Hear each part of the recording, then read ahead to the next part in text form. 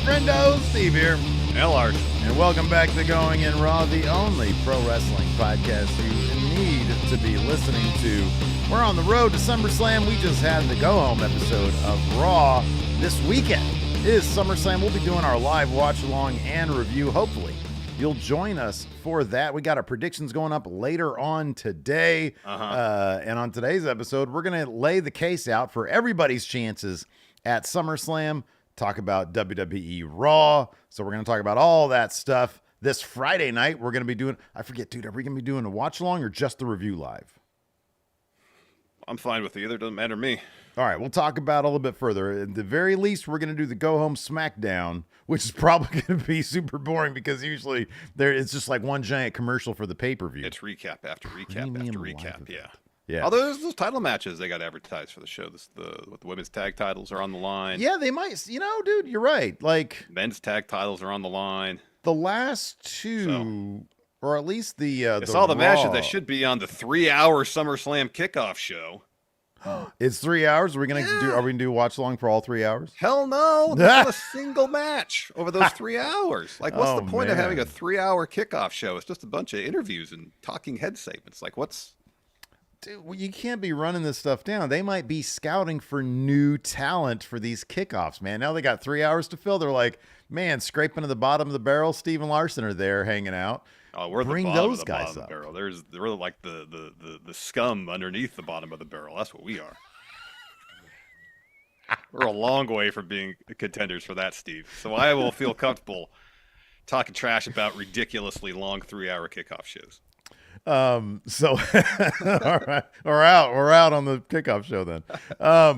So yeah, we're going to talk about all that stuff, but first there might be some high profile names leaving AEW. We're talking about Moxley, Jericho. Wait, hold on. Their world champion is going to show up in WWE programming, right? No, we're not talking about anybody who's got a title or Mox.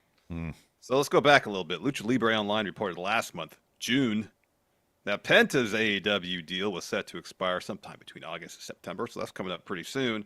And that WWE naturally was interested in signing him once he hit free agency yesterday. Fightful Select reported that Penta's brother, one half of the Lucha Brothers, Ray Phoenix, also set to be a free agent this year, and that WWE had interest in bringing him to the company. So we got more news on prospective free agents. Let's pause here about Lucha Brothers. Yeah. Fantastic tag team. Great. Fantastic solo wrestlers as well. Yeah. Phoenix was international champion for a little bit. They've held tag titles in AEW, yet it still feels like they've been underutilized during their time in AEW. They can both be massively successful single stars. They could carry the entire tag division, you know? In 2019, yeah, absolutely, 1,000%. They were sort of victim of the whole, like, they were there first, and there were a lot of people had big hopes for them, and they put on some didn't they do the cage match with the Young Bucks? Yeah, that was later on. One of the best matches that AEW's ever had. Yeah.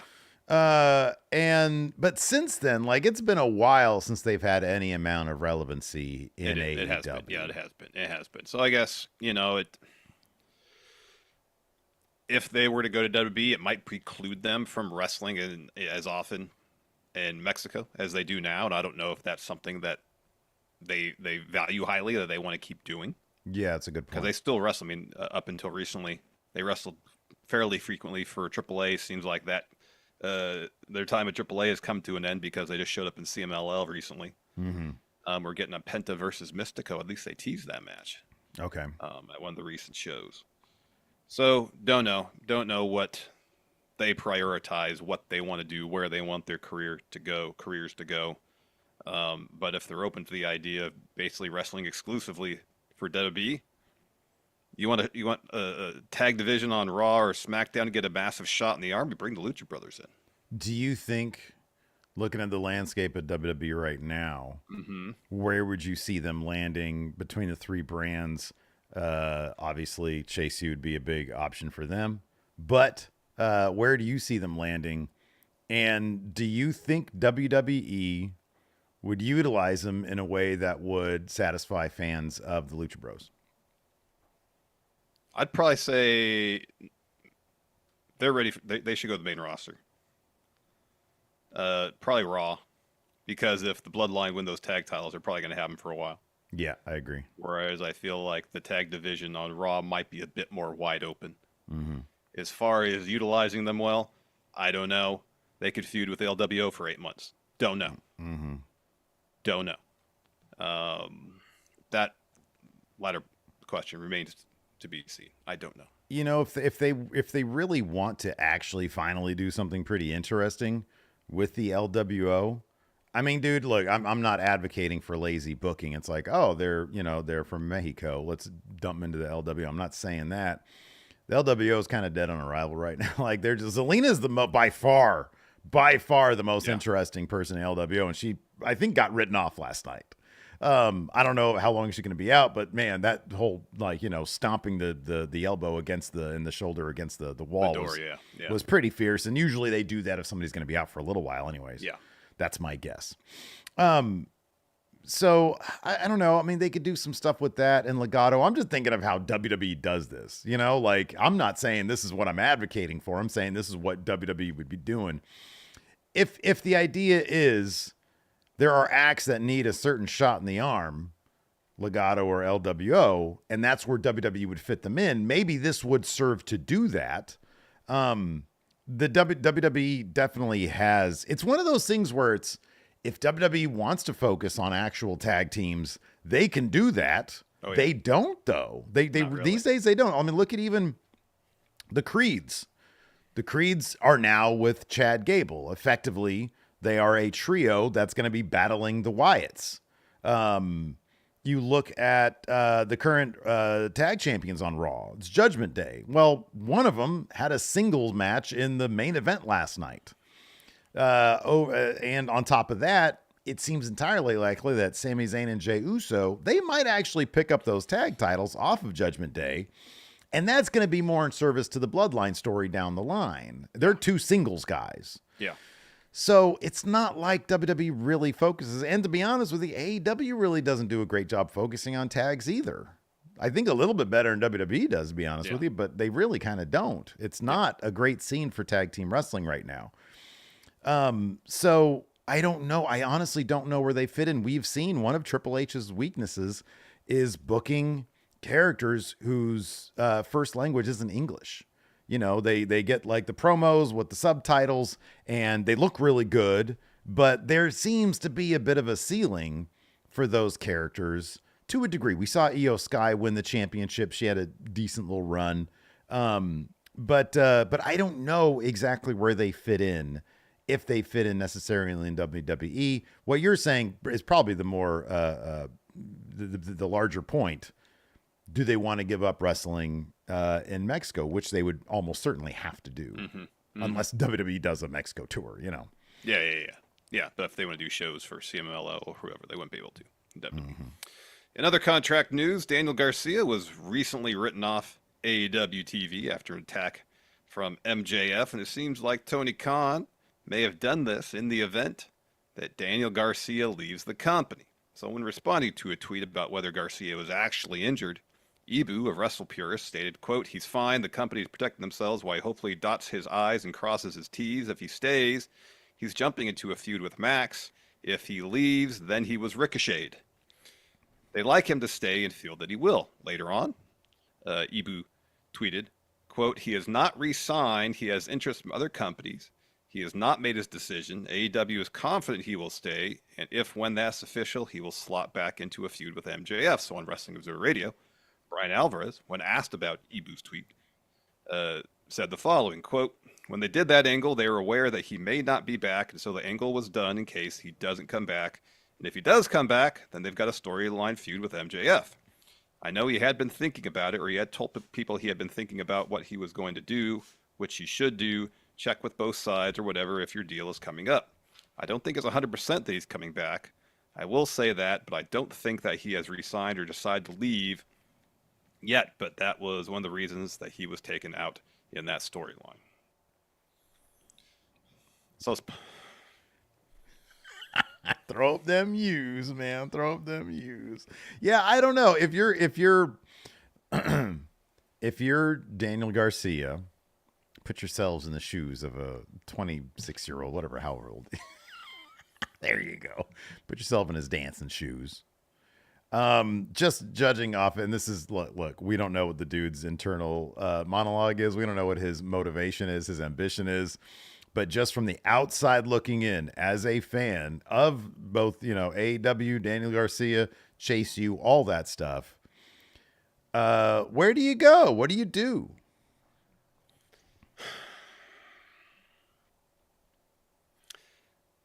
I mean, in terms of recent booking for Garcia, there's a possibility of a feud with MJF, which is a high-profile feud, one he would most definitely lose in the end. Right. But, he still wants an international title shot after Ospreay beats MJF at All In. Perhaps Garcia helps Ospreay defeat MJF at All In, leading to an international title shot against Ospreay, a title match that he will most likely lose. Yeah. Nonetheless, those are two pretty high-profile feuds, in the short matches at least, to showcase what he could do. And there has been a renewed emphasis on getting Daniel Garcia involved since basically the end of the Continental Classic. Mm-hmm. You had that story. His story was, can he win a match? He did. And from that point on, he was involved in a lot of stuff that Adam Copeland was doing earlier this year. Like, he's been involved in some high-profile stuff because it seems like AEW is renewing some measure of push for Daniel Garcia. Yeah, it definitely seemed like that towards the end. There was that bit when the camera stopped rolling when Tony Khan brought out Daniel Garcia. It was like, this guy here, he's the guy. They did. I mean, the upside to AEW is, over the past month anyways, their creative has gotten significantly better. They seem to have cracked a certain code in terms of pacing their stories out, which I think was a big issue with them, and sort of focusing on characters and stories that people are kind of giving a damn about. The ratings, there's like a slight improvement in the ratings. Attendance, seemingly, there's like a bit of an improvement there. It's a long road to get to where they used to be, but it's seemingly they're on a decent track right now. That could fall apart at any time. You never know. They seem optimistic about like a TV deal coming up, so that's good. And there does seem to be that renewed emphasis on sort of the new generation. After hanging on to 2019 for so long, or 2021 even, there seems to be a renewed or an emphasis now on guys like Ospreay, the new signees that came in, Willow Nightingale perhaps. And so that there's I think there'd probably be a decent reason to think, man, I can really make a difference here. On the other hand, I don't know, if the deal is, I've been at AEW for a long time now, I want a larger audience, I want a larger platform. Well, depending on where you end up in WWE, you could get that. And on top of that, he's been doing this dancing thing, which, I don't know, I guess he's cool with it because he's been doing it for so long. And I'd imagine if he ever wanted to be like, I don't want to do this shit anymore. But it's also the thing in AEW, maybe it's like, that's the thing that I've got, the dancing thing. I don't think it's like I think that when they did the whole, am I a pro wrestler or a dancer thing or a sports entertainer thing, I think they really kind of goofed up on him. Yeah. And they should have just had him be like their version of like, young Shibata or whatever.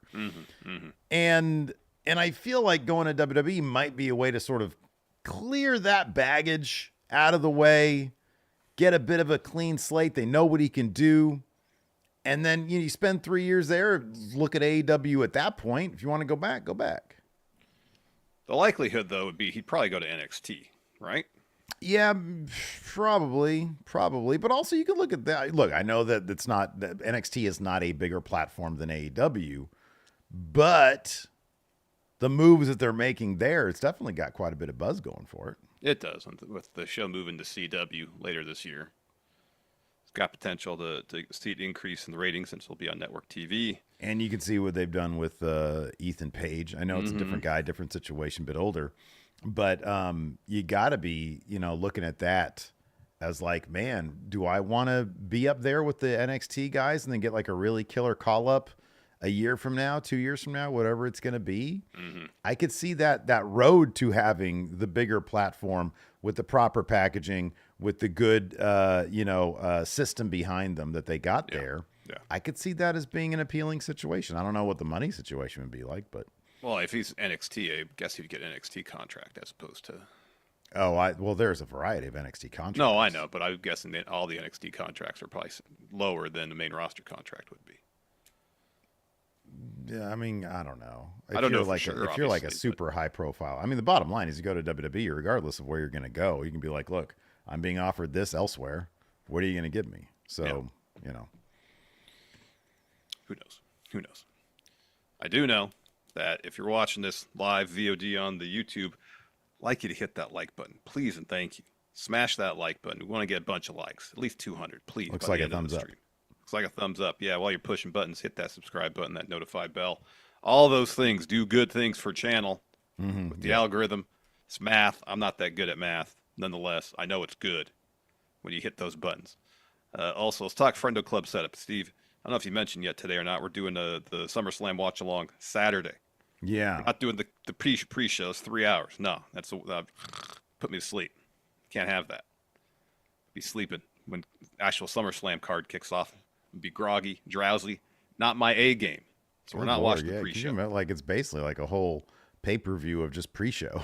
I know. It's a whole pay-per-view of interview segments. That sounds horrible. It does. Not doing that. SummerSlam starts at 4 o'clock, I believe, Pacific time to 7 Eastern. Starts an hour earlier because it's going to be a longer show. There's 7 matches. That's right. And, of course, the Big Blue Predictions title is going to be on the line. Jay Smooth is putting it up against all the friendos. So if you want to participate in the Big Blue Predictions Challenge and get one of them big blue hats I got lying around here, I got to get Jay Smooth his. I know I said I was going to do this weekend, didn't do it this weekend. I'll do it today, I promise. Don't keep me to that promise. If you want that Big Blue Predictions hat, if you want to be able to tell everybody at the gym, hey, I am the Big Blue Predictions champion, then you can try your best there in the Big Blue Predictions Challenge. And the only way you can do that is by going to patreon.com/Steven Larson, clicking on the Friendo Club setup, or you can click join right here at youtube.com/Steve and Larson. You also get access to our bonus episodes, and you get access to the question threads that we do for the show here. It's a great way to help support Going in Raw and the Friendo Club, so be sure to check it out. Yes, please. What do you say we pay some bills before we get to our Raw recap, Steve? Sounds like a good idea. Let's do it. This episode of Going in Raw is sponsored by BetterHelp, Steve. There's a saying when it comes to working out, to lifting weights. Never skip leg day, and it's one that I follow. How about you? Nope.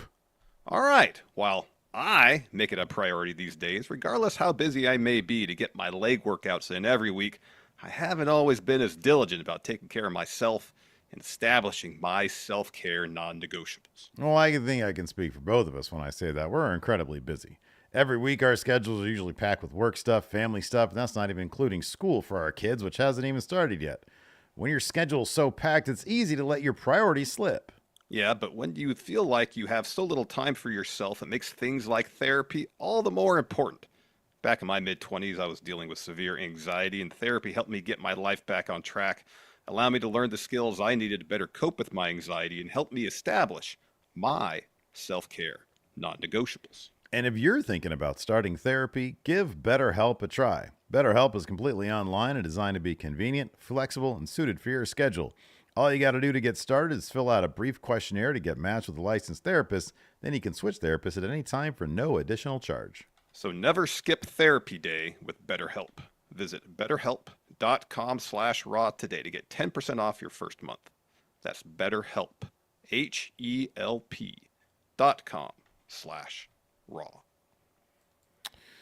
All right, man. So last night's go home episode of Raw. If you don't mind, I'm going to read to the people the text you sent me last night, just at the end of Raw, when Damian Priest basically chased Gunther off. Do I have your permission to read this text? That's fine, because those are words I stand by. All right. You said this. As I was texting you with, dang, doesn't look good for Priest, you jumped the gun on me, and right before I sent send, you had already sent this 1 million confidence points on a Gunther win. Given that the go-home math for both Gunther and Bron Breakker seemed pretty damn clear. Yeah.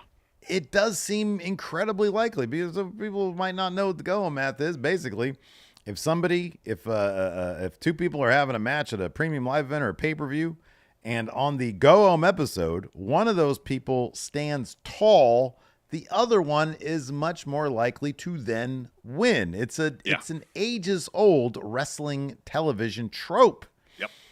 And given that Gunther beat Finn Balor, and then in his encounter with Damian Priest pretty much got the upper hand, stood tall there. Oh, no, you pretty much. He wrecked Gunther. Yeah. Wrecked him. Yeah. Wrecked him. Beat him up all along the ringside area. Threw him over the announce table. You said wrecked him. You said wrecked him. Wrecked him. You wrecked him. Yeah. 1 million confidence points on Gunther. I said this as soon as Gunther won King of the Ring that he was winning at SummerSlam. Yeah. And it's not because Gunther is one of my favorite wrestlers. I just pay attention to how Triple H books Gunther. Mm-hmm. He's winning. I said it then. I'll say it now. I'll tell you a little sneak peek, a prediction episode we're filming later today. Go up on Friendo Club. 7 confidence points on Gunther. How many matches are there? 7. So all your confidence points on I'm going to put 250,000 channel points on Gunther winning this match. Yeah. That's how confident I am. All right, man. Yeah. Yeah. It seems he's going to win. It seems pretty likely. Now, let me ask you this. Given what we saw last night, because I saw there was like a bunch of little Easter eggs that people are pointing out, whether they were intentional or not, I don't know. Mm-hmm. What bearing, if any, do you think Finn Balor might have on this match? Oh, yeah, absolutely. Because there was one point where Finn was saying at SummerSlam that Rhea was going to win her match by herself. And that was going to win her match without us helping. And Priest, you're going to win your match without us helping. Something like that. I'm paraphrasing. Yeah, sure. And I feel like the fact that he made a point of saying that led me to believe that there's going to be all sorts of Judgment Day stuff going on throughout the show. The theme of SummerSlam is going to be Judgment Day falling apart. So there was one thing that was pointed out that I noticed on Twitter. Another thing I noticed myself, and I didn't notice it on Twitter, but I'm sure it's there, is when Liv Morgan, who allegedly is the one who wrecked Judgment Day's clubhouse, when she did so, there's like a poster of Judgment Day in the background with everybody's face spray painted over except for Finn Balor. Also, when she dumps the picture of Dom and Rhea into the trash, into the fire that she had made. There's like X's over Dom's eyes. One of those X's looks sort of stylized in the way that Finn Balor's X's are on his pants. So I'm kind of thinking, dude, at this point, I agree with you. I think Gunther's going to win. I think. What I'm not so clear of is Dom turning on Rhea. Yeah. That I don't know about. I mean, it's still a possibility. I think it's a possibility. I'm not so. I'm fairly convinced because of the go home that Gunther's going to win, and there's just too much going on with Judgment Day, and on top of that, it sort of lines up with Liv is totally going to win as well, and Rhea and Priest are going to find themselves without titles coming out of SummerSlam. They're going to be now on the bottom. They're going to have to get back up top. I just don't know about Dom turning on Rhea. I think it might be more likely that Finn sort of breaks Dom's heart as well in the process. That's possible. Although one thing that Liv said when she was, throwing stuff into the fire, mentioning that she called Dom Rhea's little bitch. Mm-hmm. Now, is that going to be a thing where Dom feels like where he was kind of doing last night? It's like, he feels like he has to stand on his own 2 feet and not be seen as being manipulated by anybody. Mm-hmm. I mean, that's possible motivation for him to do something. I don't know what exactly. They're also I noticed on social, like Rhea was laying in the love for Dom really thick. Yeah. Which is like, okay, I get it. They're going to split. So I still think that's a distinct possibility.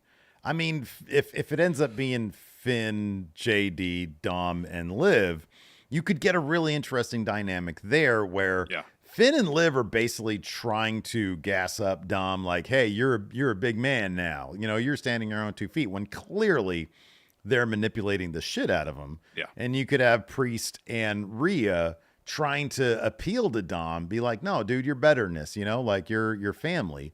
And that could be a really interesting dynamic. And the issue of custody over Dom becomes a thing again, which can carry, you know, this feud much, much longer.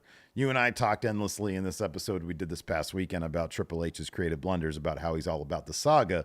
Talk about a saga, you know? I mean, that's, again, Rhea last night brought up the idea of Judgment Day as her family. And so just like the Bloodline had family issues, the same thing playing out here, where now you've got 2 factions, much like the Bloodline, and then you get to go to war. And it just seems like there's too much good stuff there. But it seems kind of lopsided as well, unless Carlito ends up, who's kind of just the comic jobber guy. Yeah. You know, you've got 4 people versus essentially 2 people, plus maybe a jobber guy. It just sort of doesn't even out. So I'm wondering if Rhea with 2 dudes and Liv with 2 dudes is going to be how it's going to be. It's a bit more even. Well, you got to think where Finn goes, JD goes.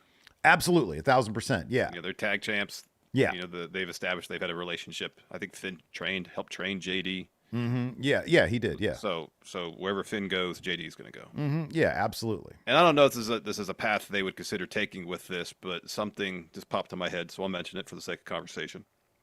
A situation where Dom is faced with a choice, chooses Rhea, but at the end of it is like, I'm just getting out of this whole situation. Oh, that's a good one. Yeah, that's I've a had possibility. enough. Yeah, it's like when Jay quit Bloodline. Yeah, and so he just steps back and it's like, I'm done. Mm-hmm. I'm stepping away from all this. Yeah. I'm going to go out and try to establish my career on my own 2 feet now. Yeah, right. I don't know if that would happen at SummerSlam, but maybe at some point down the line. I don't know. Forgotten Media here in our Twitch chat says I could see Dom, Rhea, and Damian versus Liv, Finn, and JD at Bash in Berlin, or maybe even at Bad Blood. I think that's a distinct possibility as well. I think that could totally happen. And on top of that, you know, for as much as everybody boos the crap out of Dom, I think the scenario you present is pretty interesting, because if Dom walks away from all this, if he comes back and gets, you know, his some big save moment for Rhea and Damian, that crowd's going to erupt for Dom. And you know how it is. The bigger of a heel you are, the bigger babyface you end up becoming when the people turn for you. Yep. And I think that's probably what they're trying to do with Dom Mysterio right now. Yeah, it seems that way. It'd be interesting to see how that all plays out. So you wanted to go through here and make the case for everybody to get the win on the SummerSlam card. Yeah, I thought that'd be kind of a fun little side segment here. Before I have the card here. So let's start with the World Heavyweight Championship match. Damian Priest versus Gunther. I think the case is pretty cut and dry with Gunther. Mm-hmm. What's the case for Damian Priest walking out the winner? He's only been champion for... So the thing that I really like about Gunther winning, even though I want Priest to win, the thing that I like about Gunther winning is it establishes... Dude, one thing I don't want is just another long-ass title reign. Priest has had this since WrestleMania. That's only, 3-4 months now. It'll be about 4 months by the time. Be about 4 months. Yeah. That's perfect for this. Because, you know, Cody's going to have this thing for a very long time, his title. And I don't need another Gunther, you know, giant reign again. I just don't need that. And so if they... And there's too many great competitors on Raw. You got arguably 3 dudes in a match who are kind of like above title, but should get their hands back on the title at some point, Punk, McIntyre, and Rollins. So there's a lot of great people on Raw for that title. So, I mean, the case for Priest is, if they like long title reigns, he's only had it for 4 months. I don't know if he's been properly established in everybody's mind, and especially Triple H's mind, as a definitive world champion. If people are going to look back on this reign and be like, yeah, he was a really, really good champion. And Triple H's motivation might be that at this point. I think he really likes Priest. So I think that's sort of the case for Priest, a longer title reign. The case for Priest is so much of his story is he can't win on his own. True. If they want to establish, and they kind of have in the lead up to the match, where in 2 encounters with Gunther, the first one maybe more of a draw, but last night was decidedly in favor of Damian Priest. Mm-hmm. So if they really want to hammer home the idea that Damian Priest is a champion that can win and retain matches, and retain the title, on his own without help, whether you ask for it or not, getting a win over Gunther is pretty huge in terms of his character arc. Huge, I have the feeling the outcome is going to be is that you live by the sword, you die by the sword. He's won so many matches with interference. He's probably going to lose this one due to interference from Judgment Day. Yeah, that he didn't ask for. So I'd say the case for Damian Priest winning is to really establish him as a champ who can win matches on his own. Mm-hmm. Yeah. Next, let's talk this Intercontinental title match. Sami Zayn defending against Bron Breakker. Steve, what's the case for Sami Zayn getting the win here?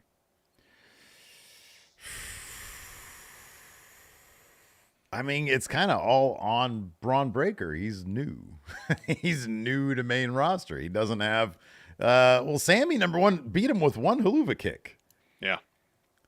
Bron Breakker's entire story, though, has been he learns from those losses. Exactly. And he comes back and he has an answer for it. Yep.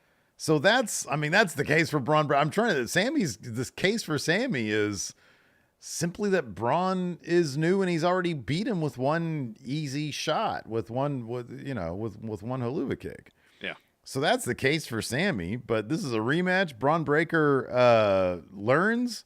They obviously really like the guy, so his case is much stronger than Sami Zayn's. Yeah, the only case I could see for Sami Zayn is if they have someone lined up to specifically beat Sami Zayn for the Intercontinental Championship. You know what I mean? Like a Bloodline type situation? Yes. But it also makes a lot of sense for him to drop the Intercontinental title so he can get involved in the Bloodline situation without having to defend the Intercontinental Championship. Yeah. The case is so strong for Bron Breakker. I don't know if I'm going to have a lot of confidence points on Bron when we do our predictions. He'll probably be my number one, to be honest. Well, Cody probably be my number one. You fool. Gunther should have your highest confidence point value. Next, let's talk Bayley versus Nia Jax. What's the case for Nia Jax getting this win, Steve? She's been doing great work. She won Queen of the Ring, same as Gunther won King of the Ring. Yes. She's got help with Tiffany Stratton. Correct. Go home hasn't happened yet, so we don't know who's going to stand tall. But didn't Nia just pin Bayley? Yes. Nia already pinned Bayley. Yeah. So she's proven that she can pin Bayley. So that's the case for Nia Jax. She proved she can pin Bayley with Tiffany's help, because what preceded that Annihilator, Tiffany blasted Bayley with the Money in the Bank briefcase. Here's the case for Bayley. Tiffany's going to be ringside with that briefcase. Is that going to distract Nia? That's a big deal. Yeah. As you like to say, the briefcase can sometimes be an albatross. It could be a massive albatross. And so is the threat of Tiffany cashing in at any point during this match could be enough to distract Nia, leading to Bayley getting a win. Also, Bayley's creative during her title reign so far has not been exactly the strongest. She needs successful title defenses. Yeah. She needs that. Yeah. And defeating Nia here would go a long way in terms of really establishing her title reign in lieu of interesting stories, because they're just not really doing a lot of interesting stories with Bayley. I mean, the stuff with Damage Control leading up to Mania was great, and since then, it's been. They haven't really come up with the interesting stories to tell with Bayley, which is weird. Now, the interesting thing about Nia Jax is I do think that Tiffany cashing in on Nia is more interesting than Tiffany cashing in on Bayley. Because it's a lot more dangerous. It's like, oh shit. I mean, if it's a situation though where Nia is on the verge of winning and Tiffany cashes in and like steals the win from Nia, that's interesting too. No, absolutely. I mean, either way, it's kind of cashing in. I just think that Tiffany's going to get this briefcase on Friday, and they're going to be selling this briefcase for a while. Oh yeah. So that's I just don't. I think she's going to tease a cash in on Friday, or she's going to attempt, but pull back at the last second. But I'm just making the case for Nia, in that I just feel like from a story perspective, and I don't think they'd go this route, because I don't think they'd have a bad guy cash in on a bad guy. I don't think, but I think it'd be pretty goddamn interesting. Let's talk Logan Paul versus LA Knight. Steve, what's the case for Logan Paul getting the win here? He has a podcast. For better or worse, he had a former president putting his paws on that thing. He's a high-profile name. He's in Cleveland. Yeah, that's where he's from. Town. Yeah. Mr. Cleveland is going to be there, whoever that is. Whoever that is. Bill Cleveland. And this feud has not been particularly interesting or has necessarily a lot of heat behind it, even though LA Knight still gets tremendous responses. I think the people really like him. That's the case for Logan. The case for LA Knight you just mentioned. He gets tremendous responses. The people really like him. It's time to either do something with LA Knight or not at this juncture, it feels like. You know, you can make the case that his popularity has already hit its crescendo. It's plateaued now.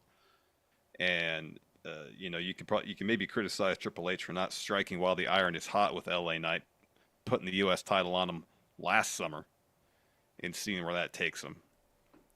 You got to do it some point soon, whether it's at SummerSlam, the pay-per-view following. If Logan Paul cheats to win this one, LA Knight wins the rematch, whatever the case may be. You got to do something with LA Knight at this point. Or people might just kind of grow tired of him. Yeah, no, I agree 1,000%. I don't necessarily know. You're not maximizing your value from what you're getting with LA Knight. No. And eventually, people are going to be starting to like get itchy about this. You know, it's like, dude, let's get this guy some gold. The U.S. title is perfect for him. Here's the thing. He gets U.S. title. Nobody's going to give a shit about him getting anything else.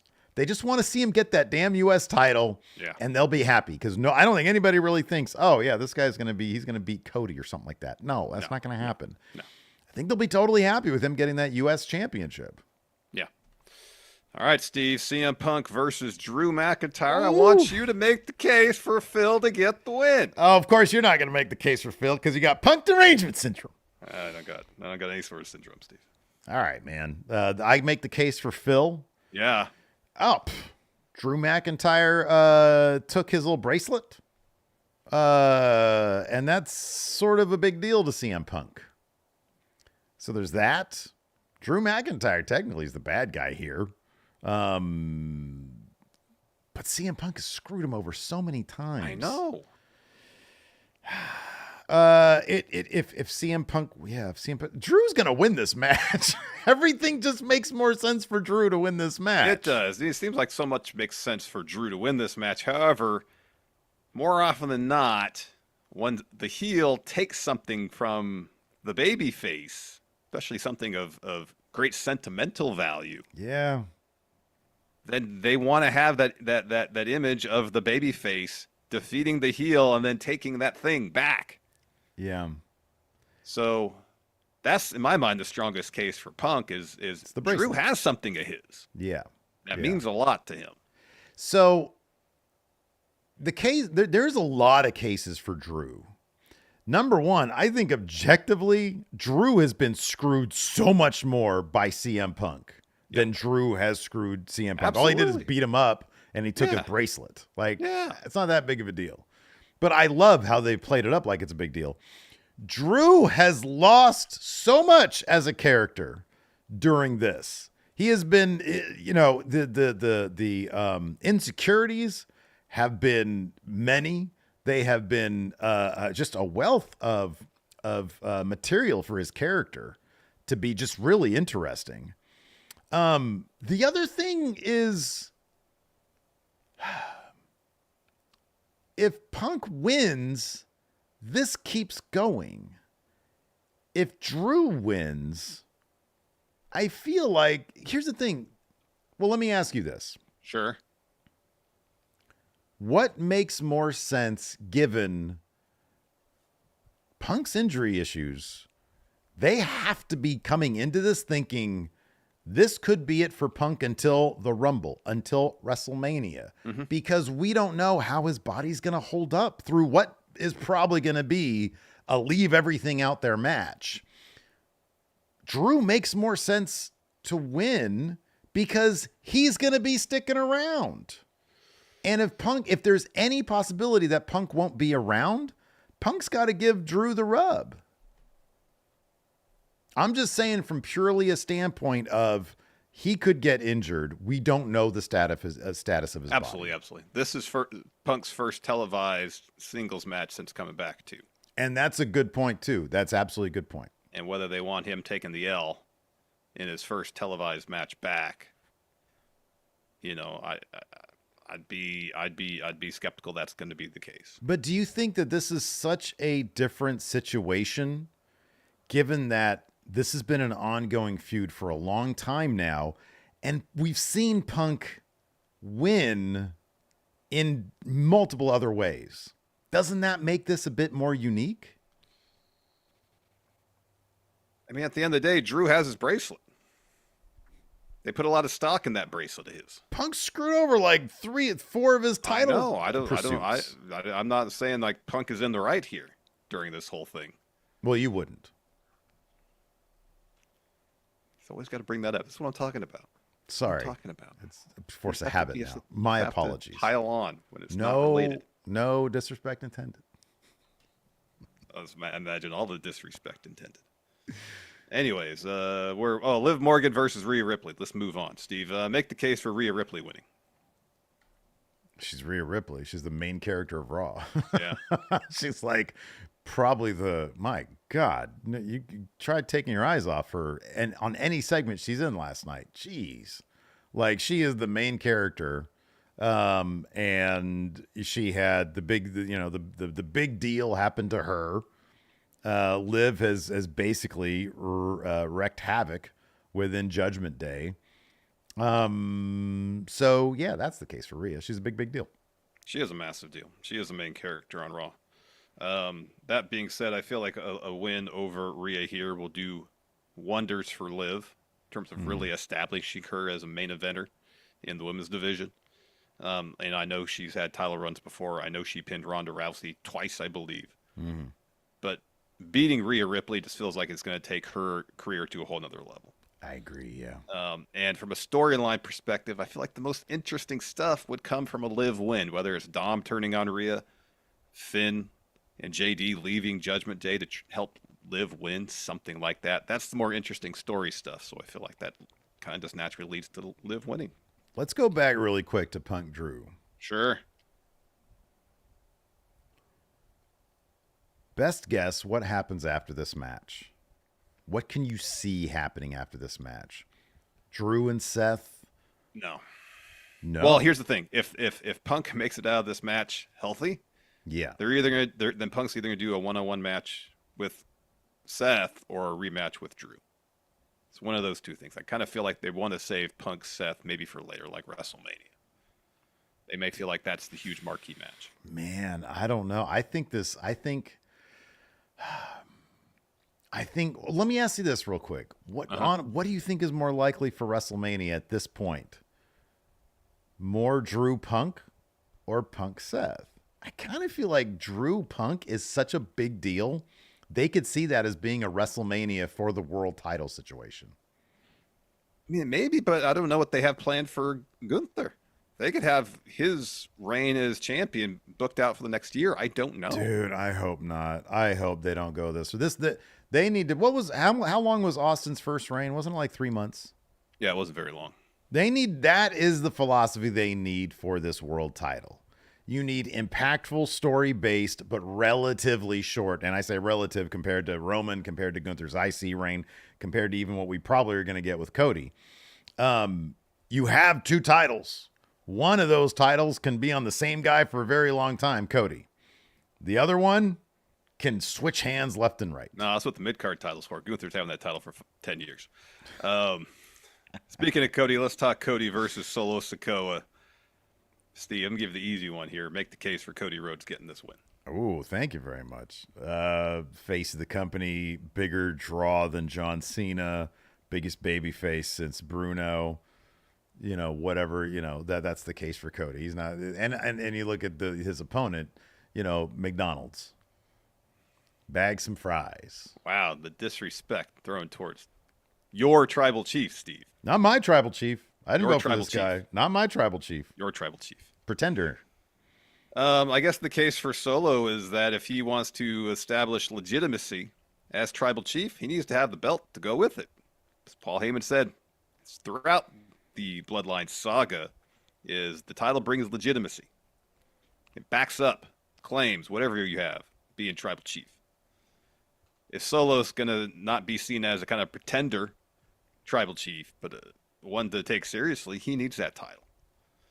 Which makes actually is all the more motivation for Roman to show up to prevent that from happening, as opposed to Solo getting the win. I don't initially think there's a terribly strong case for Solo actually winning this match. Mm-hmm. Cody's winning. Yeah. Cody's winning. They're setting it up so it seems like the stack is completely decked against Cody. There's no Owens. There's no Orton. Roman's gone. He's got this new vicious bloodline. He's got to contend with. They're probably gonna be tag champions by the time this match rolls around too. Roman Reigns steps in. Heyman's going to bring him out. Cost Solo this match. Cody wins. All right. I think he is probably right. Yeah. I'm trying to picture a way to get that bracelet back to Punk. Because in my mind, it might be Drew beats Punk, takes the bracelet off, throws it on Punk, and walks out. What if it's a situation? How many times has Drew been so distracted by something other than winning the match? Oh, yeah, that's his thing. And Drew comes out to the match wearing the bracelet, and Punk has Drew down, and rather than going for the pin, he takes the bracelet off instead, and that allows Drew to get his wits back about him, hits a Claymore, he wins. That could be. Like Punk hits GTS, looks at him, is like, I want my bracelet back. Starts taking the bracelet off, and that allows Drew. Yeah, that could be. This is gonna be one of those intriguing story-based matches. What a stroke of genius having Seth Rollins as guest ref. I said this all along. That's really should have been his role. I said that back at Mania, I think. Oh, that's not how it went. I'm the one that said special guest referee. Trying to take credit for my ideas put out there. Get out of here with that nonsense. I said months ago that Gunther was going to win. He's going to win. I said 3 weeks ago, Seth, special guest ref. Look at you. Would you you, like one of these? Well done. Done. My victory lap. My goodness, this Punk derangement syndrome just has you absolutely. You got to stop with this, man. Let me ask you this question. Why did Punk just stand there for 30 seconds and not say anything last night? You know what, man? So it's funny because you get Seth, Punk, and Drew in a ring together for a promo. They raised the bar way too high the first time because it was awesome that first time. I kind of feel like these guys came out there being like, oh, no sweat. They were probably backstage and they were allotted some time to figure out how this promo is going to go. And they were like, we can wing it, big man. We're good to go. And Triple H is like, all right, I trust you guys could get this right. And they go out there and it's just sort of meandering. Punk stares into the camera for 30 seconds, waiting for the crowd to chant his name, but they really don't. He tries to get them to chant his name and they still really don't. Yeah, this was not the strongest promo between these three guys. It's not all going to be gold, I guess. And this is the go home. I thought Drew was good. Drew's always good. Yeah, but it's not even a matter of like the individual performances. It's the collective whole. Yes, the point of the thing, It's like you can have a De Niro in a scene and you get a couple other dudes who are like doing that can do good work, but if the script isn't there, and in this case, I don't even think these guys script shit. I think they just go out there. They probably have their bullet points that they want to hit. Mm-hmm. And I think Punk rolling out of the ring and then being convinced to come back in by Seth, I think that was supposed to be kind of more dramatic than it was. I'm not really dumping on the segment, but it just didn't live up to what that first one was. Yeah.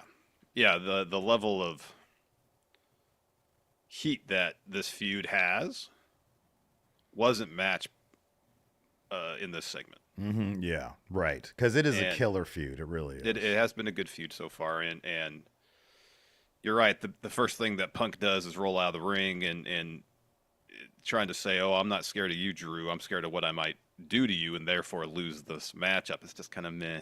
I don't know. It just didn't. Some of the story beats just didn't hit like they were supposed to. More importantly, Larson, the referee's rules. Kind of all over the place. Well, there are no rules. It's entirely up to Seth's discretion, is what he said. Yeah. He was like, DQ, I don't know, maybe 10 count, could be 20. The rules are there are no rules. It's like to Seth's credit, he fully embodied the WWE rule book that was published, I agree. Yeah, he did. Yeah. So there's that. But yeah, if you had Seth come out there and be like, all right, this is how it's going to be. Instead of it being, I'll enforce whatever rules that I want to enforce at any time that I want to. But if I want to enforce rules, I want to enforce rules. Mm-hmm. Yeah, it's just such a nebulous thing. Yeah. That you need something concrete. I feel like, as the whole point of having a referee in the ring is to make sure rules are followed and a winner is decided. Maybe that was part of it, is like this was supposed to be about the referee's rules, and Seth's rules. They blew that off like immediately. Rules, like, there are no rules. Yeah. Isn't there has to be like a more dramatic way to basically say what I say goes. Like he comes out with like a rule book or something. He said, this right here is the official referee's rules. Rip, and then the whole crowd goes, oh my gosh, there's no rules. Something like that. Something or lights it on fire. This is a fire-themed episode. Yeah. I think that there's a big theatrical way to basically be anything goes here, you know? Just don't run afoul of me. Yeah. Yeah, totally.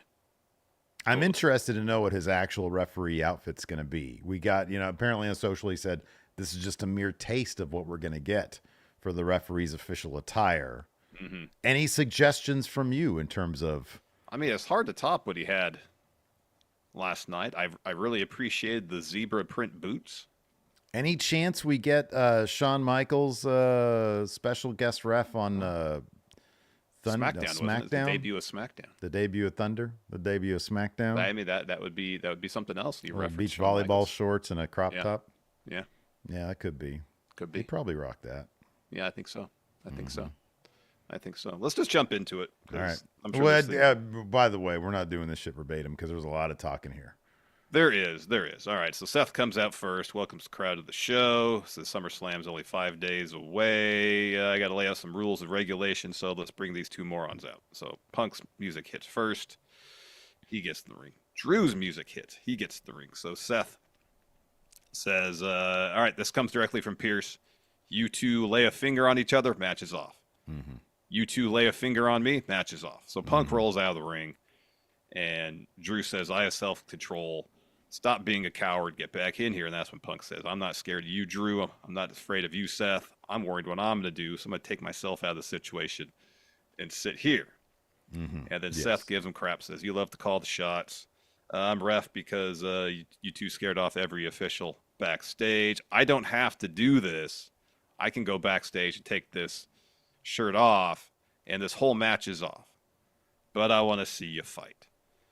We all want to see you fight. Punk calls Seth a bootlicker. Yeah. And then Drew says, hey, don't listen to him, Seth. Our rivalry up Seth. Yeah, is a professional one.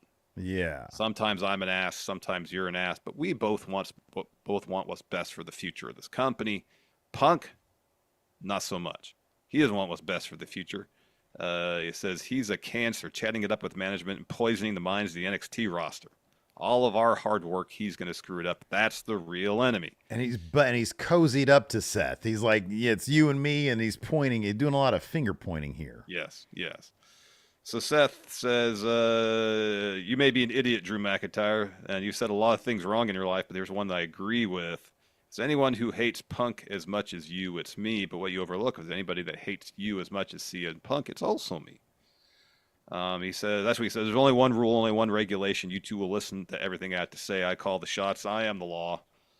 I'll count to 3 and I want to. You tap when I say you can tap. Maybe there'll be a 10 count or a 20 or a million. DQ, referee's discretion. Bottom line is either you get online, have a problem with me or my rules. I'm not some ref you can push around. I'm a spiteful bastard, and I will put your head in the dirt. This is kind of interesting because then Punk says, you know what? You're a liar. I don't believe you. You're unbiased. Fine. If you screw me on Saturday, there's nothing I can do. But if there's one thing I don't want you to do, it's help me. He would rather be screwed than be helped. And then Drew's like, Punk, you're worrying about the wrong guy. You need to be worrying about me, the guy that you screwed over and over again. I hate you. He says, I can't go anywhere without people shouting your name at me. He says, I spent 7 months saying what I needed to say. At the Rumble, I wanted to rough you up a bit. I took you out for 7 months. I wasn't even trying then. He said, you screwed me at Mania, screwed me in Scotland. What do you think is going to happen on Saturday? He says, I'm chill now, but that bell is your enemy. He says, when it rings, I'm going to assault you. I'll blacken both your eyes and break your jaw. This isn't a wrestling match. He says, Seth, I know you hate him, but I know you have compassion, and you're going to need it to end this match because I won't stop until your heart does. And the best thing about it is that it's in a stadium, and I get paid so much money to do something I would do for free. And then Punk just sort of looks around and he stares. And I think, you and I talked about this before we went on today. Yeah. I think it was supposed to be, number one, the crowd wasn't great. And I think the crowd was supposed to start chanting his name, and maybe he expected that. And maybe that usually happens. Yeah. Didn't really happen. No. And so he just sort of stood there for a while. I think the idea was it was supposed to be a dramatic moment where the crowd brings him up to this. Because then he starts talking about the past. He says, for 10 years, I was absent from this company, and they chanted my name. They sing his song, chant my name. You're the third wheel. Nobody actually chanted his name. Not that night, not last night anyways. Mm-mm. He said, the one positive about Punk derangement syndrome is you get to be in my orbit, breathe the air I breathe. Hurting me was the best thing that happened to your career. The worst thing to happen was hurting CM Punk. For all your accomplishments, for how tall and big you are, you're stupid. You continue to dumb yourself out of opportunities. I'm your enemy, but I'm not your worst. You are. You're going to do the same on Saturday when you step in the ring with the best in the world. I may not be as tall or as big or as fast as you are, but I got heart. I got the people chanting my name. What do you got? And Drew shows him what he got. He's got the bracelet. Ooh, Punk didn't like that. No. He charges him, but he stops, basically nose to nose. PS5 obliterated. So Carlito runs in. He's beside himself. He's upset, especially over the PS5. And so he grabs the PS5 and says something to Rhea, like, we can get a new one. He leaves. And Dom's like, oh, who did this? And Rhea says, really? Read the writing on the wall. Liv is having a hissy fit, but, we could rebuild this. Liv can't rebuild what I do to her. She's crossed the line here. And Carlito comes, that's when Carlito comes back in asking, they're going to replace the PS5. Dom kind of says, get out of here. That was pretty funny. Rhea says, why is he still here? Yeah, it was good stuff. After that, the Alpha Academy comes out because they've got a match coming up against the Creed brothers. But first, backstage, Judgment Day, they're in the wrecked clubhouse. Priest comes in this time, and he's like, let me guess, Liv?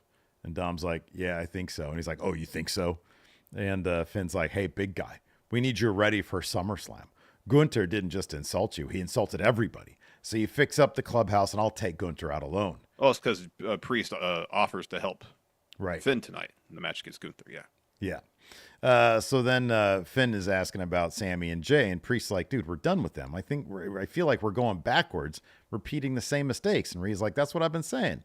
And Finn says, look, if you don't let those two handle it, and then Dom mentions Carlito facing Sami, and but Dom is like, Carlito, you know what to do with Sami. And he's like, oh, yeah, cool. And he goes off.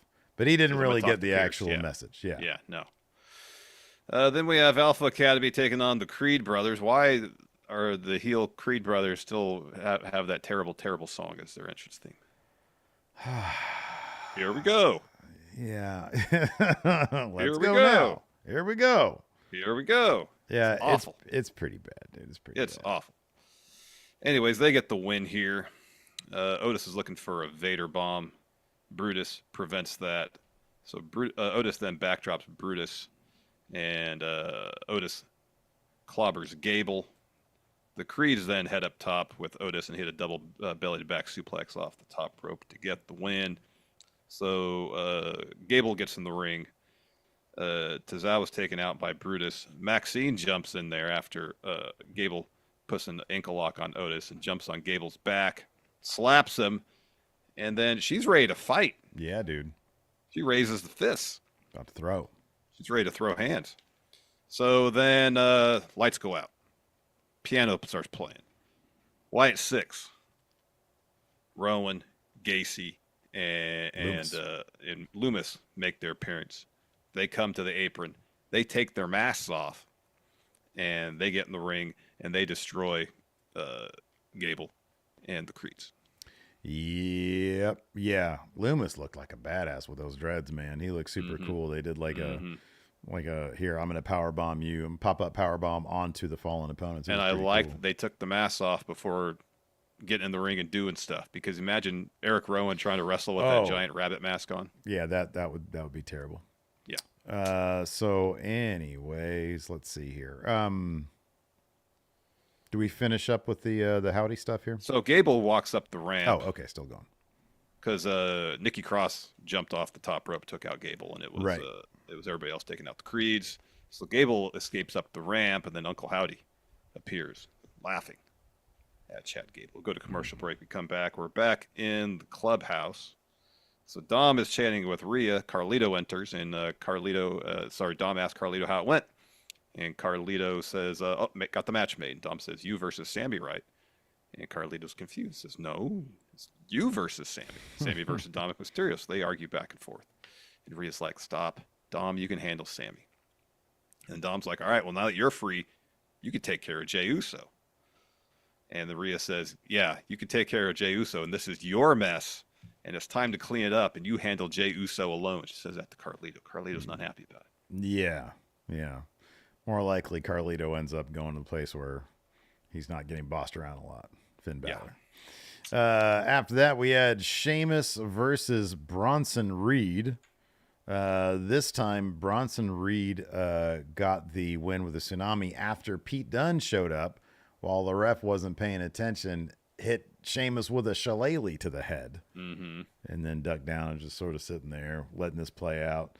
Reed goes up, hits a tsunami to get the win. It's a good win for Bronson Reed. He needs good wins. He needs good wins, man.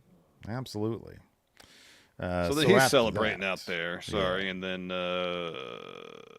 we do the recap of last week of Gunther calling everybody in Judgment Day street trash. Street trash. And then we get Damian Priest promo. So there's been a lot of talk about my past lately, how I was raised, being on the streets, all from a guy who has no idea what that's like. He's a guy who grew up with here you goes, and how about a group of yes men? Here you go. The thing he doesn't have is something he couldn't get handed to him, this belt.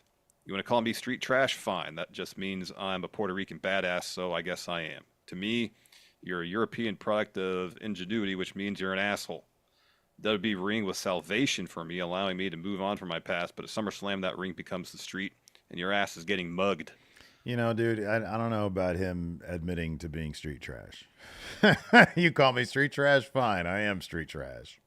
That's not really something you want to own. Yeah. Anyways, it's a fairly generic I'm going to beat you thing. Yeah. Welcome to my neighborhood, General, is how he punctuates it. Yep. After that, we've got Bron Breakker video package.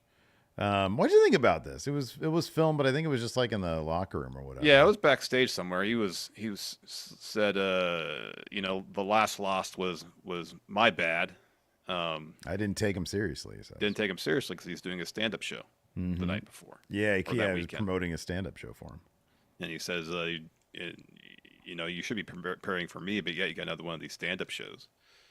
And he says, while you tell jokes for your preparation, I've been training hungry like a dog. I've redefined attitude and toughness, and it'll be on full display when the joke is on you and the Intercontinental title is put on me. Maybe Johnny Knoxville will help Bron Breakker get this win.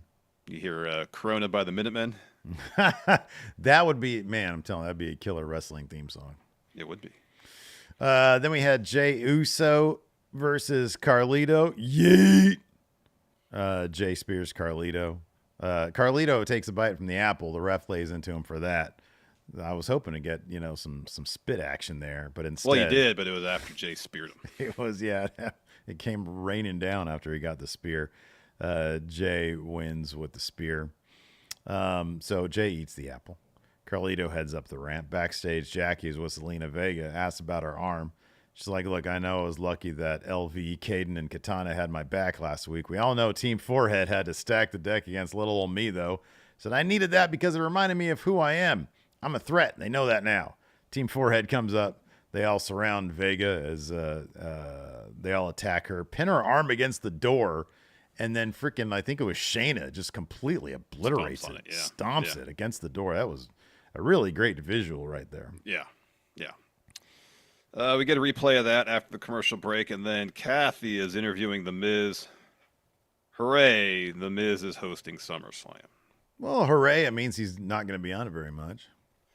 Yeah, but it means he is going to be on it. So then they have a comedy bit with him and R-Truth. And it was funny because R-Truth is like, oh, they're bringing back In Your House. And Miz explains, no, I'm from Cleveland. The show's in Cleveland. And then R-Truth says, how are you going to host SummerSlam in Cleveland in your house? So they argue back and forth. Truth is asking about hors d'oeuvres. And it was funny because Kathy Kelly's like, yeah, are there going to be hors d'oeuvres there? Yeah, and Miz at first says no, and then eventually says yes. Fine, Miz relents. He will bring hors d'oeuvres. So that's going to be a bit there, probably. Yep. Yeah. As long as it's not too much. If he were to bring hors d'oeuvres, what hors d'oeuvres would make you the happiest? Oh, wow. Some deviled eggs. That was the first thing that came to mind, yeah. Yeah. Sometimes they got those really good, like, little wraps. Those little, like, you know. You love wraps. I do. Yeah, you put some cream cheese in them. Yeah. Oh, they're good. Oh, I know you don't like the cheese stuff, but boy, it's so good. Have you ever had cream cheese on a sandwich? There's a lot of places that put cream cheese on sandwiches. Yeah, it's bomb. It's hella good. Yeah. Yeah. Oh, my God, yeah. Cream cheese goes with a lot of stuff. Sometimes I'll just take like some cream cheese and I'll like wrap some ham or like a little like a sandwich ham around it. Oh man, it's so good. Yeah. All right. Yeah, dude. Absolutely. So next we got Xavier Woods taking on Karrion Kross. Before the match, though, Karrion grabs a mic and says, "I have some things to address. I hear Kofi re-injured his shoulder in Japan, and that's why he's not here. Do you really believe that?" He says to Woods. Why didn't he do this as Jesse Ventura? Jesse Ventura was in the house. I know. We really needed like at least a digital exclusive. Says, Kofi's not here. Do you know why? Do you know why? Oh, it'd be great. It'd been amazing. So he says, I think Kofi skipped town for two reasons. First, because the world doesn't revolve around him for once. It revolves around you, Xavier. And Kofi can't stand it. The other reason, because nobody wants to be in this hellhole Minnesota. Yeah, Minnesota. That'd been really funny if you had said in Jesse Ventura's voice.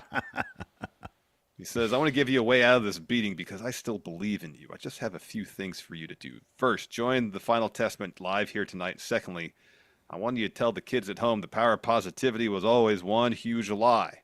One more thing. Not a deal.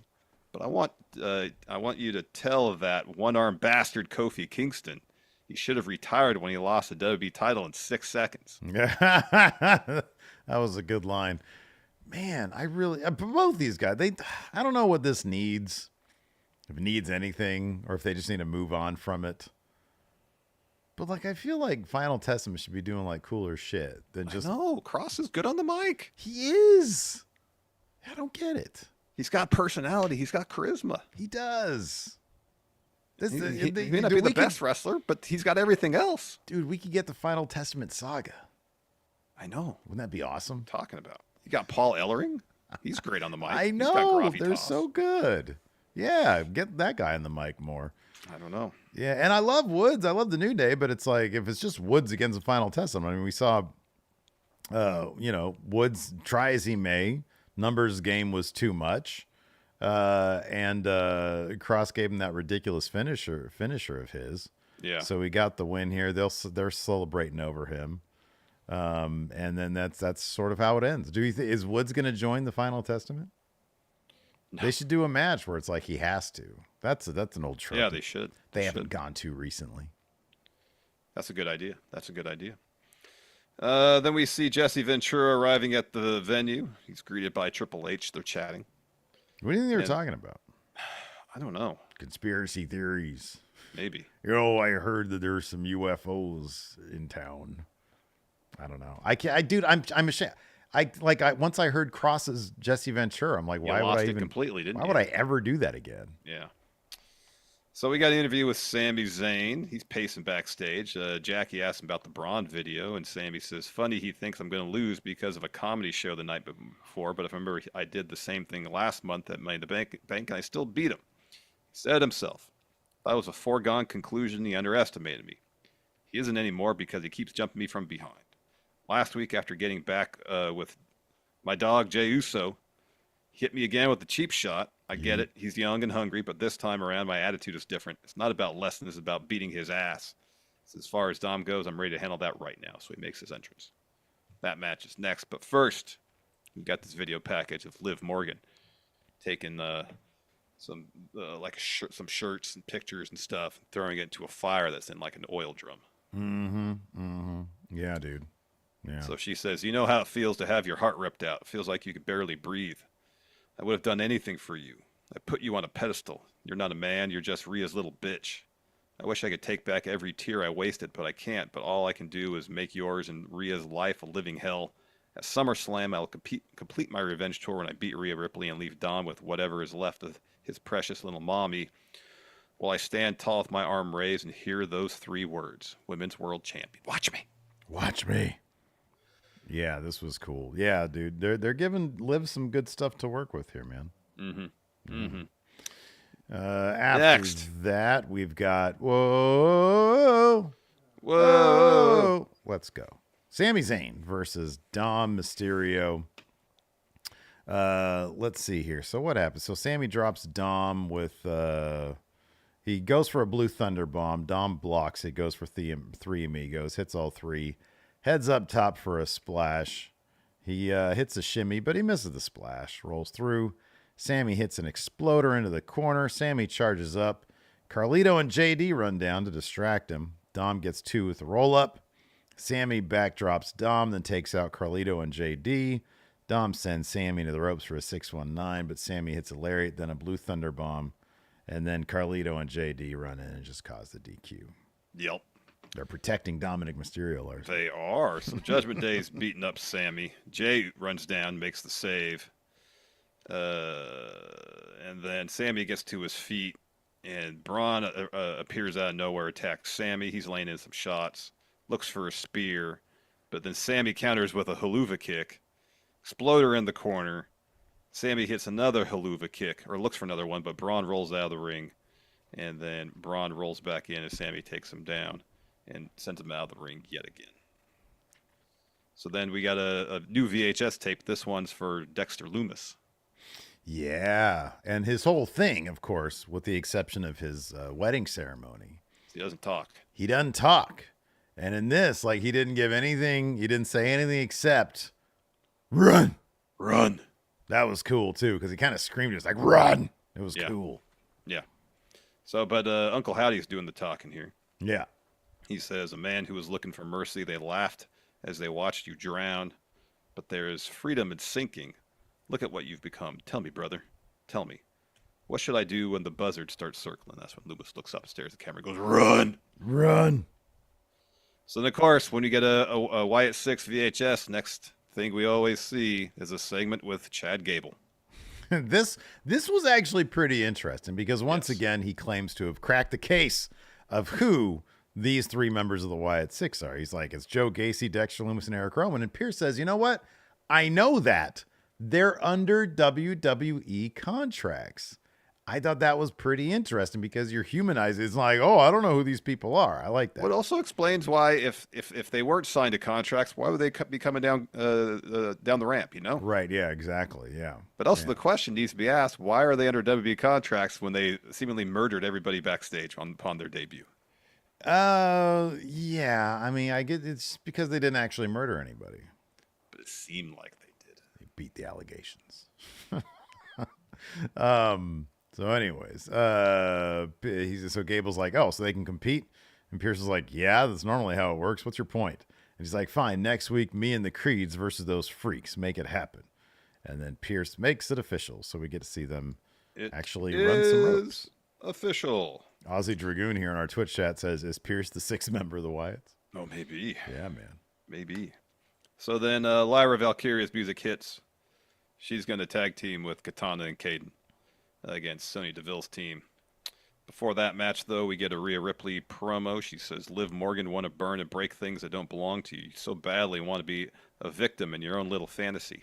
That's all it is. The reality is, this Saturday, your revenge tour comes to an end. No more running or hiding or manipulating. You thought that I was brutal last time. That's after I told you to stay out of my business. You took 3 months of my career after attacking my shoulder. Touché. Then you took my championship, tried to manipulate my family, my Latino heat. You so badly want me to be the demon in your dream, but at SummerSlam, it's time I get my revenge. I like that for Liv, they gave her like a whole, barrel on fire. And with Rhea, they were like, hey, we got to record this really quick. We're in the clubhouse. Can we just roll? She's like, sure, okay. Why don't I get fire? I want fire in mine.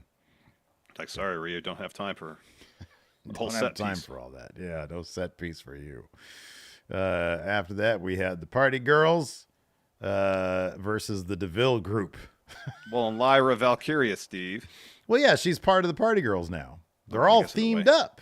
Guess in a way. She dances, so she's just part of the Party Girls. And then versus I like that. Are they officially called the DeVille group, or did? No, I don't think they have a name. Chris Garrick's just called them the DeVille group. Sounds like that's a good, Have you had injuries? Come to the DeVille group. We'll help you out. I know. Yeah. I know. What would their slogan be on the billboard? Oh man, it's not about the devil you know. It's about the DeVille you do. This stupid thing keeps on alerting me that it's like reconnecting. It's disconnecting and reconnecting, and so all the people at home are like have to hear like this stupid alert go bloom. It's not your computer, everybody. It's mine. I got to learn how to mute alerts. But then I won't be alerted anyways. The DeVille group get the win here. Z360 to Chance. Afterwards, Damage Control's music hits. Io, Kyrie, Dakota come down the ramp. They rush the ring. Everybody starts brawling. Damage Control. Io heads up, hits an over the moonsault onto everybody. They stand tall. And they do like a new pose with like an eye thing or like a face thing. They're like, whatever that is. After that, Gunther's at a collision taping. He says, last week, I gave a second chance for Priest to do the right thing and hand his belt over to me. He is the definition of a weak man. He can't control his emotions. Doesn't need to pretend. I exposed him as an emotional wannabe who abuses this business as a cure for his childhood trauma. As far as tonight, Finn Balor, I used to look up to you. You used to be one of the best in the world. You still are. Let's be honest. You are destined for much greater things. Since you've surrounded yourself with them, you too have become street trash. It's going to be my pleasure to see how much of the old Finn is left in you. Priest, I want you to know I'll never forgive you for abusing this great sport that I protected. At SummerSlam, you and the rest of the world will remember when the ring general saved this great sport and the World Heavyweight Championship. What? There we go. Yeah. So backstage, Kathy interviews Damage Control, and behind Dakota is the Wyatt Sicks symbol, like back on a road case or something. Oh, yeah. Be feuding with Nikki Cross, it looks like. Seems like it. So Io and Kyrie answer in Japanese. Dakota then says the only reason they, the DeVille group, ran this place is because we were gone. We're back. We have to establish order. Sonya, you and me next week. We'll see how long your club lasts after I cut the head off the snake. After that, Dom, he's recovering from his match with Sami Zayn. They're all bickering. Finn says, Rhea's right. We got into this mess together, and after SummerSlam, he says, we'll get out of it together. Mm-hmm. Rhea says, we need to focus on SummerSlam, and if you need help, we've got you. Finn says, again, I don't need help. What, you think I'm not good enough to beat Gunther? And Priest says, no, but I know he's not above trying something stupid. As your brother, I think you got him easy. Go show him. And Finn says, as your brother, I'm going to soften him up for you so you can beat him in SummerSlam. Anyways, that brings out Gunther to take on Finn Balor. Gunther from Austria. We were supposed to get this match like several times in the past. It was supposed to be NXT UK Worlds Premium Collide Live event, main thing. event. Oh, was it supposed to be a UK one? Yeah, I think so. Didn't Finn speak on this recently that they were supposed to do something? Yes, in the past. Yeah. Yeah, this match was supposed to happen, I think, pre-pandemic, and then pandemic Ruined canceled it. it. So Gunther got the win. He just absolutely hamburgered Finn's chest in this match. And to Finn's credit, Gunther's chest was pretty red and welted up, too. There was a lot of chops in this match. Yeah, Finn started that chop fest, and Gunther was not happy about that and went to town on him. Boy, that was a cool sequence, though. It was a cool sequence. In the end, Gunther gets the win here with a sleeper, puts Finn to sleep. So after Gunther gets the win, he puts the sleeper on again. This brings out Damian Priest, and Priest just beats the hell out of Gunther all over the ringside area, throws him over the announce table, starts hitting some ground and pound on top of the announce table, throws him in the barricade, throws him into the Prime hydration station, and they keep brawling as the show goes off the air. Yep. Yeah, man. Throw your ones up for the ring general, Larson. Well, he's not on the Bloodline. You can still throw your ones up for him. It's a free country, man. You can throw your ones up for anything. I know, but like we're just criticizing Seth for having these kind of nebulous rules. There's got to be structure, right? Says you. You're under the school of Nick Aldis. I am an Adam Pearce guy. I guess so. You want chaos to reign. So if I'm like, throw your ones up for Popeye's chicken sandwich, of course I'm going to throw my ones up. Yeah, that's worth throwing one up. So. I got you. Anyways, go ahead. Let's answer some questions. What do you say? Hold on I think it's a great idea. Where are we at in the like situation? 169. Yeah. Not 200, though. It's not 200. A little happy if it's 269. Can we get 269? What'd be better is 469 because it's like the word for. Yes, I know. I get it, Steve. I think the crowd gets it, too. You think they get it? I think they get it. All right. Cameron Bortolazzo says, will there be any shocking return to SummerSlam other than Roman or Rock? Charlotte. Oh, I think she's still a little ways off. You think so? I don't know, man. I see so many friggin'... I thought I read something this morning that she was still a couple months away. There's misdirection. There you go. So definitely Charlotte is what you're saying. Maybe. Who else is possible? Jimmy? Maybe Jimmy. But I feel like Heyman and Roman are shoo-ins to show up at. Oh, NYC Snowman says Raquel. Oh, maybe. To help Liv, maybe. I could be. Yeah, that's a possibility. I could be. Creamy beef tips. Love it. Who would you pick to go on an undefeated WrestleMania run like The Undertaker? Bianca Belair. She's already well on her way to amassing her own WrestleMania streak. She hasn't lost a WrestleMania, I don't believe. Agree, yeah. You know what? He's young. I'd say Bron. Did Bron Breakker have a match at WrestleMania this year? No. He got called up. The draft? He got called up before. No, he got called up before the draft, but then he got drafted by Raw. Okay. Yeah. Bron Breakker. Yeah.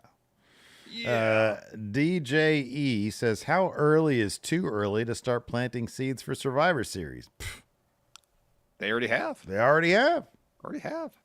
It's one big saga, everybody. Everything is a seed for everything. Kelmiko here asks, will Gunther's reign as World Heavyweight Champ be longer than his Intercontinental title reign? I hope not. Steve hopes not. I hope not. Boy, I hope not. Burner account here says Larson's mic improvement is noticeable and impressive. Oh, cool. Your mic is no longer street trash. Thanks, Shockmount. That's good. I'm glad. That makes me happy. Odd Breakfast says, hey, Steven Larson, I just came back from a convention where I was able to see Jeff and Matt Hardy plus the Dudleys, Bully Ray Dudley. He says, I saw people who were dressed up as Alexa Bliss, The Fiend, and LA Knight. Yeah. Says, my question to you is, which wrestler do you think would be the most fun to dress up as an act like for a day? I'll tell you the least fun would be Burnt Fiend. Yeah. Probably my most fun would be the Giant Gonzalez. Okay. Because it'd be hilarious walking around like you're nude, but you're not really nude. That's a good answer. What about Naked Midian? Naked? Oh, yeah, they'd be very comfortable. You just sitting there, you got a fanny pack over your cock and balls. Most fun. Sting. Because then, like, you go up to the second level and you just sort of sit over people and see if I don't like heights, notices so that wouldn't you. be fun for me. Okay. Well, then give Macho me another Man. answer. Oh, yeah. A lot of people taking pictures with the Macho Man. Dave Matushek says, with Jesse Ventura coming back to WWE, what other exiled star from the 80s or 90s do you want to see get into Triple H's good graces? Sid. Cody here in Twitch chat says, sent the Summerfest form over, would like thoughts on prop bets and if there's too loaded towards one match. Two things I thought of, Cody. Maybe something about whether Raquel returns at SummerSlam, and also like a tiebreaker for one of the matches, the length of the match. Otherwise, it looked great. I looked over it while we were. That'd be good. Forgotten Media says Steve's got to do the John Cena at one point. Actually, at SAC Anime Convention, I'm going to be, because Bama wants to do cosplay stuff, I'm going to be John Cena for that. There you go. I got to get that new shirt of his exit interview shirt, whatever it's called. Retirement tour. Jay Smooth says, what would be your guys' ridiculous referee rules if each of you were the special guest ref? 10-minute time limit. I don't want to be out there too long. Basically be like a speed match. Yeah. 5 second out of the count out of the ring. 5 second. Quick 5. 1, 2, Two 3, count for pinfalls. 2 count for pinfalls, yeah. No, you know, I'd actually go the other way. I'd go 5 count for pinfalls. Interesting. Shout out to Big E for that one. Yeah. That's what I would do. You better finish this guy. I would then appoint myself referee for every match, and then every match would be a beat the clock challenge. Oh, you have to finish the next match quicker than the prior match. Oh, that's a good one. I like that. So your main event, traditionally the longest match on the card, would essentially be like a speed match. Oh, that'd be perfect. That'd be great. Jupiter Vision says Steve won't watch Grease 2 because there's no Travolta. That's not the lone reason you're not interested in Grease 2, right? It's a big one. Well, it's like Travolta, Olivia Newton-John, yeah. But Michelle Pfeiffer's in Grease 2. She's great. Yeah, she's fine. There's no Nick Cage, though. What? Remember, didn't you say that before? Grease 2? I was like, man, how cool would it be if instead of whoever they got like Nick Cage. Oh, maybe I did. I don't remember. Jupiter Vision wants to know, which wrestler would you make the lead of Grease 2 so it'd be watchable? Who opposite Michelle Pfeiffer? Trick Williams. That'd be great. That would be fantastic. Who can sing?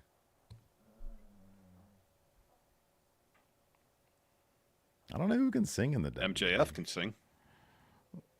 He actually does. Well, yeah, he had I think that's the genesis of that conversation. The whole Grease 2 thing was because he was coming out looking like the T-Birds. That sounds right. Yeah. Yeah, MJF. C Machine says, with DIY possibly losing those tag titles to the Bloodline, can you see Triple H pushing Gargano or Ciampa to a world-level champion? I don't know. Maybe a mid-card title. They'd have to feud first, though. One step at a time. One step at a time. Kyle says, to add to yesterday's question, if WWE were in the Olympics, what song would be their anthem? You know, like when you win a medal and you're on the podium and your anthem plays, what would be their anthem? Should be My Time, Triple H's theme. Yeah. Any of the Triple H themes are good. Or the Raw song from the Attitude Era. Thorn in My Eye, is that what it's called? Thorn in My Eye. Yeah. Nick, my hero, says, if you were Liv, how would you make Dom's life living hell? 2 words. Extreme laxatives. Just blow out that O-hole. Just everywhere. All over the clubhouse. My goodness. Yeah, disgusting. That is. John talks a bit and says, instead of calling them Chad Gable and the Creed brothers, what would you name this group? Oh, that's a good question.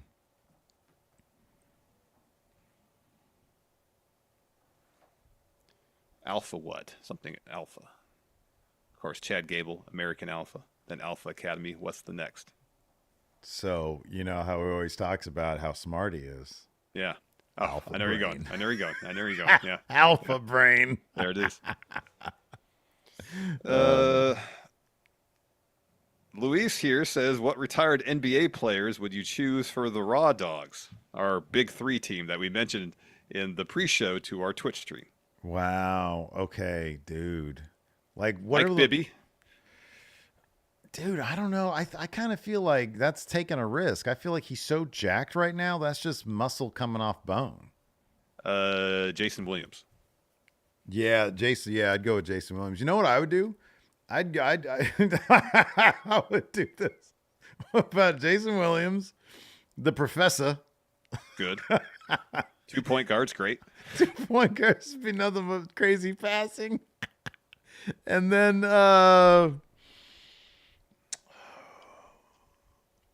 Brad Miller. All right, we got one more. I think we got 1 or 2 more roster spots. We need some shooting out there. Yeah, we need some shooting. Oh! Give me Tracy McGrady. All right, I think he's too big of a name to do it, but we can convince him.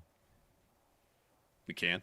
Yeah, Tracy McGrady just all day long. What about Stojakovic? Oh yeah, Paige, that's a good one. I was trying to go outside the Kings though, but that's cool too. Yeah. Nate Cruz says, who is Steve in denial about hating as much as Larson is about Punk? Wow. I don't think anybody. I don't hate anybody either. Well, come on. Don't. What?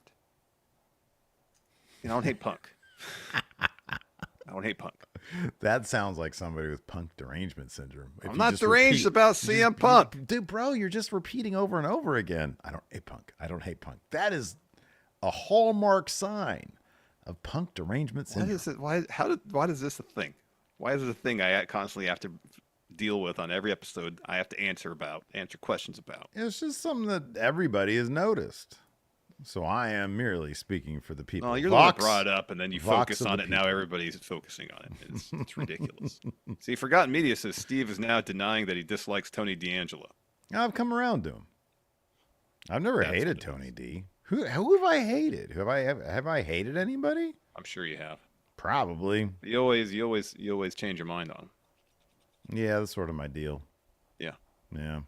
Anyways, that's going to do it for the show today. Want to say thanks to everybody for hanging out with us. We appreciate it. If you haven't already, be sure to hit that thumbs up.